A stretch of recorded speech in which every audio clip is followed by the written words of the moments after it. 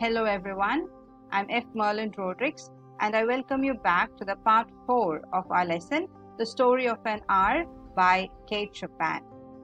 In our first part, we saw the introduction to the author, and in the next part, we saw the text. We started reading the text and we learned the character, Mrs. Louise Mellard, has heart trouble and her sister Josephine takes care to reveal the news of her husband's death. And the news is brought by Mr. Richard, Mr. Bentley's friend, and later we could see that she starts crying as soon as she hears the news, and she goes into her room where she ponders, where she sits and thinks about the events, where she feels some weird feeling is coming towards her, and she slowly understands it is the freedom that she's going to enjoy after the death of her husband. So we stopped where she is so happy, and where Josephine is standing near the door and asking her to come out of the room, while saying that she might go ill if she stays there longer in her sad state. But Louise Mellard is not sad, but instead she is not making herself ill, but she is enjoying the freedom. So let's continue reading. So we are in the last few paragraphs of our text, of our story. We stop exactly here, where Josephine is calling her to come out, while she says, "Go away, I'm not making myself ill," and she is bringing the elixir of life through the open window. Elixir means the magical portion of life that she is going to enjoy without her husband, the freedom she is going to enjoy without her husband the years yet to come. Okay, so let's continue to read the last few paragraphs. Her fancy was running right along those days ahead of her. Spring days and summer days and all sorts of days that would be her own. She breathed a quick prayer that life might be long.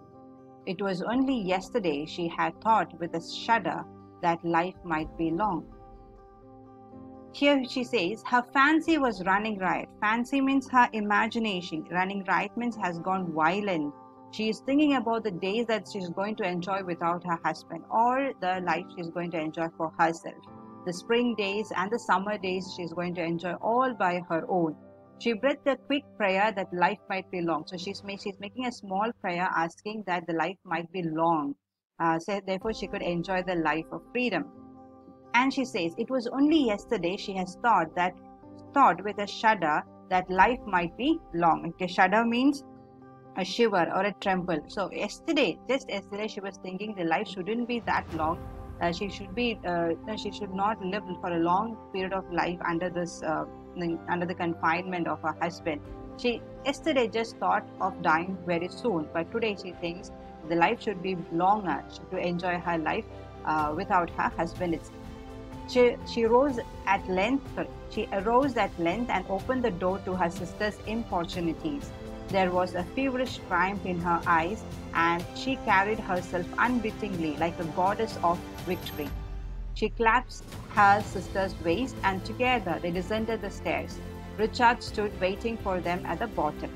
So she rose. She stood up because Josephine is calling her continuously. Okay, importunities means persistent, annoying, continuously calling her. Therefore she stands up, and in her eyes there is a feverish triumph. In her eyes there is some victory in her eyes. She is carrying herself. She is walking as though, unwittingly means without being aware, or unintentionally she is walking like a goddess of victory, it seems. After coming out, she is clasping her sister's waist. Clasping means grabbing or tightly holding. Means here it's embracing her sister, and together they are coming down the stairs. Richard stood waiting for her at the bottom. So Richard is standing there downstairs waiting for the two sisters to come down. Someone was opening the door with a latchkey. Okay, here comes the twist in the story. Someone was opening the door with a latchkey. Someone was opening the door. Latchkey means it's the key area. So someone was opening the door with the key. It was Bentley Mellard. It was Bentley Mellard, the husband, okay, who entered, a little travel-stained, composedly carrying his gripsack and umbrella. So he entered with a travel strain, means he has traveled along and he has come with a travel strain, with a tiredness, and composedly means in a way, in a very calm and composed way, he was coming with his gripsack. Gripsack means the travel bag and the umbrella. So he has come without any kind of fear or any kind of confusion and all. He's coming very calmly into the room. Okay. He had been far from the scene of accident. He has actually not been in the railroad accident scene, or he has never gone near the railway station and did not even know there had been one. So he didn't even know there was an accident at all. He stood amazed at Josephine's piercing cry. But Bentley Mellard, Mr. Mellard is coming inside and he is astonished or shocked with Josephine's piercing cry. Josephine's sister's piercing. Piercing means high-pitched cry.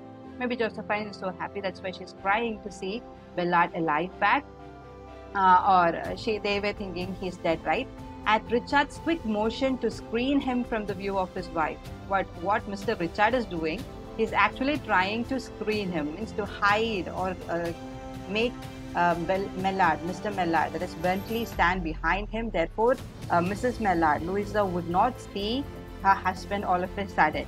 But Richard was too late. Richard couldn't hide or make cover up Mr. Bentley. Louisa sees her husband.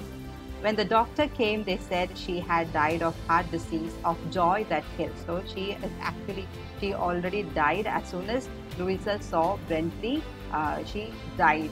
Okay, and when doctor came and checked her, the doctor said maybe out of joy, the joy that killed her. It is actually the joy that killed her, it seems, because she thought Bentley is dead, husband is dead, but all of a sudden when she saw the husband alive back, out of joy she died. That's what the doctors actually confirmed or gave the final result. But we know, as readers, we know that it is not the joy that killed her, it's actually the pain or the sorrow that killed her, because she was in the fancy of imagination. She was in the fancy or in the imaginative world where she was thinking about the days that she's going to enjoy for herself without any oppression, without being under the confinement of her husband.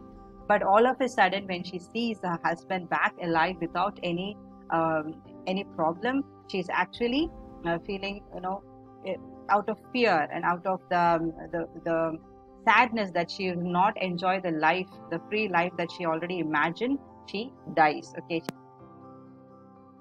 Our writer says, Kate Chopin says, Louisa suffers from a heart problem, but it is not said exactly what is the heart problem. So it actually shows both the physical and emotional problem that she has due to the relationship with her husband, Bentley. Okay, so when she hears that Bentley is dead in the beginning of the story, she is actually feeling so empowered or so good that her heart is again beating so fast and warm blood is moving throughout her body, so that she expresses her freedom that she enjoys without her husband. Okay, then she says body and soul free repeatedly throughout the story.